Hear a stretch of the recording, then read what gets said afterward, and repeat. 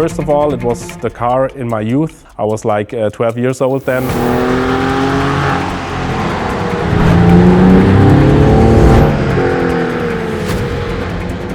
The mixture between a modern driving feel, but the perfect connection.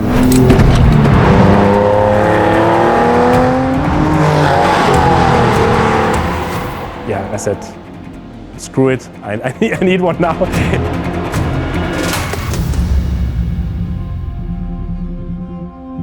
But when I saw that green car and it ticked all the boxes, I was like, whoa. It went from overwhelming luck to like, what was it the right purchase, or is it a nightmare actually? Hi, my name is Florian. I'm 40 years old, and here's my dream 911, my jungle green 996.2. I bought it 2.5 years ago. A few facts to the car: it is a manual transmission, rear-wheel drive. Of course, it has the sports exhaust from Porsche original, so makes really fun to hear it, to drive it, and I'm happy, to be part of the 996 club now.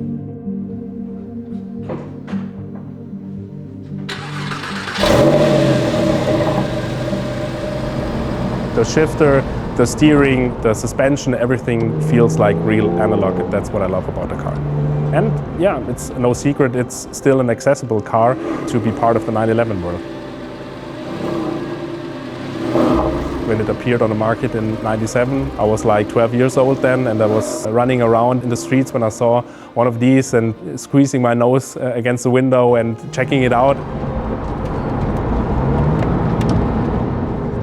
I think I watched all the movies about IMS, bore scoring, and all the dangers you might find, and that made me a bit reluctant at the very beginning. 1.5 to 2 years, I was just looking and screening. I was also looking at, should I buy an 4S or should it be a convertible?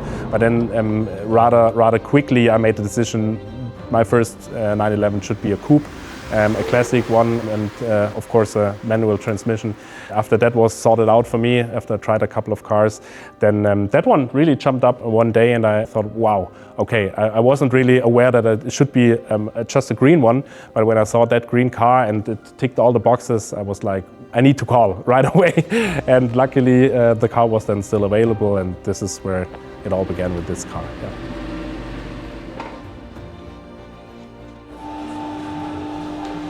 Everything worked perfectly. The car wasn't driven much from the previous owner. It was more or less, I think he was driving a couple of thousand kilometers in the last 5 to 10 years with it. So I was taking it slowly, giving it enough time to warm up, and then pushed it a bit. Everything worked perfectly, as I said.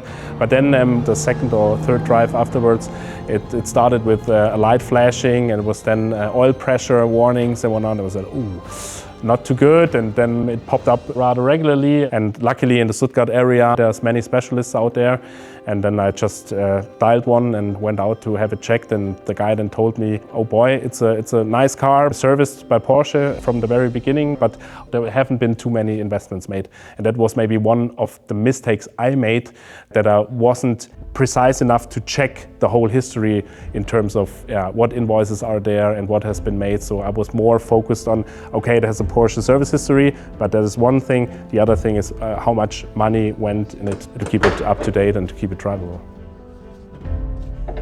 I think it was at the first or second time when the big bill was already paid for, like the maintenance stuff that had to be done. And then I picked up the car, and I think I was already on my way out, and then there was one guy jumping towards my car and said, hi. I was already checking out your car, it's a cool car, I'm Mate, and nice to meet you. And I was like, oh, okay, yeah, wow, cool. Nice to meet you too. He was really enthusiastic about it. That's what I loved from the very beginning. And that was basically the start for the friendship that we're having now. And then he told me right away that he's planning some big project on optimizing 996s. And so I was like, okay, cool. There's one guy really dedicated to that model, and he's like big plans, and it all sounded really well thought through. And that was where our path crossed then.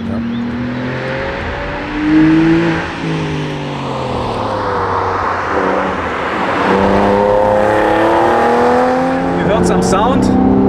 Einmal kurz runterschalten, kein Untersteuern. Leute, wir können voll auf dem Gas bleiben. Dritter Gang, zweiter Gang runterschalten. Wahnsinn. Ja, brutal. Wirklich. Und der Sound. Wow. 7000 Umdrehungen.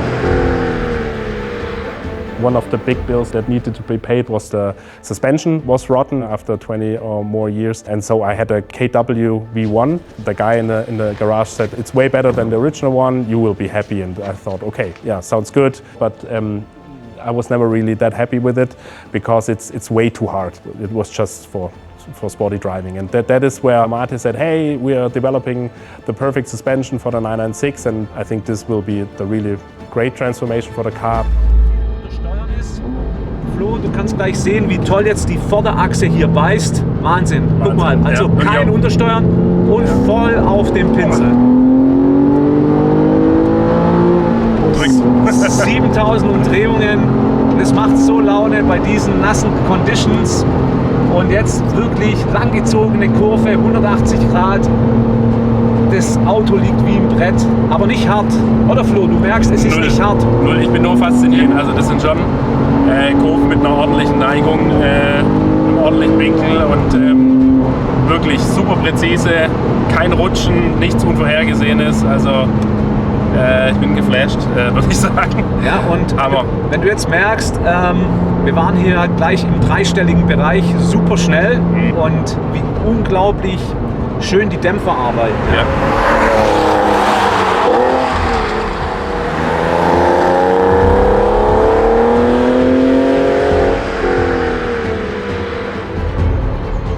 Also did some optimizations that are not that costly.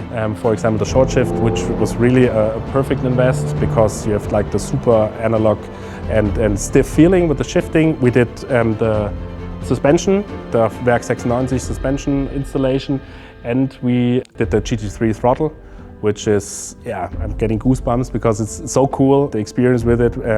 Yeah, it transforms the power also over 4000 RPMs, like you wouldn't imagine for that small piece. So that were like the major optimizations we did along the way with the car.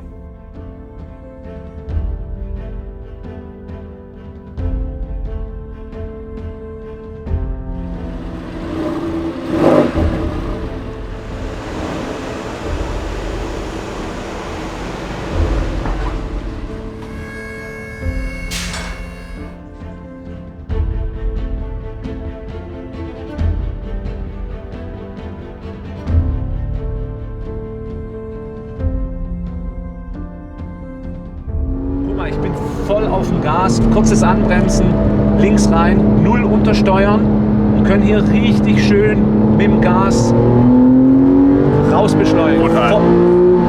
Volle Traktion, ja. 7000 Umdrehungen, ja, wirklich eigentlich nasse Bedingungen. Hier runter im zweiten Gang. Und wieder Haarnadel, ne? Also Haarnadel, kein Untersteuern. Guck mal, wie das bei Nässe funktioniert. Folgt absolut der Linie, ne? Also ja. 1:1. Also wir hatten ein ganz sanftes Übersteuern gerade.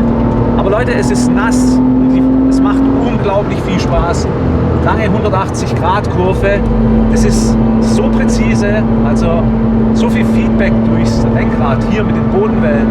Mega. Und Leute, wir gehen jetzt voll aufs Gas im dritten Gang. Berg hoch. Ja, was war mal der Grip an der Vorderachse. Und der Sound! Wow! Mega. Einfach Heaven, ja. Mega. Total.